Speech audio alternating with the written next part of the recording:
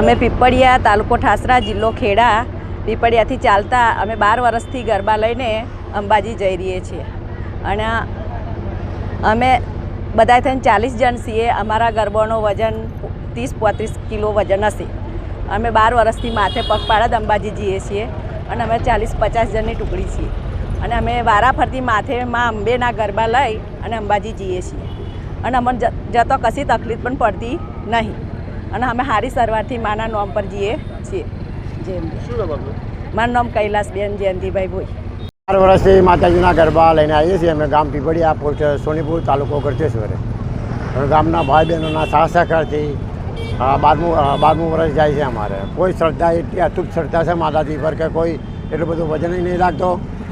ગામના બધા ભાઈઓ બહેનો વારાફરતી લઈ લે છે ગરબા.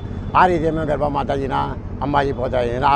આવતી વખત આ સેવકો બધી સારવાર માટે તૈયારી છે અને બધી રીતે અમારે સારવાર કરે, તકલીફ કોઈ પડતી નથી. માન્યતા શું છે નવ ગરબાની? માન્યતા 9 ગરબા, નવ દુર્ગાના 9 ગરબા હોય છે, નવરાત્રિના 9 ગરબા હોય છે, 9 ગ્રહોના 9 ગરબા હોય છે, નવખંડ ધરતીના 9 ગરબા હોય છે, નવદા ભક્તિના 9 ગરબા હોય છે. આ રીતે બધું માતાજીએ જે પ્રમાણે પ્રેરણા આપે છે એ રીતે અમે આયોજન કરીએ છીએ. શું નામ તમારું? અરવિંદભાઈ.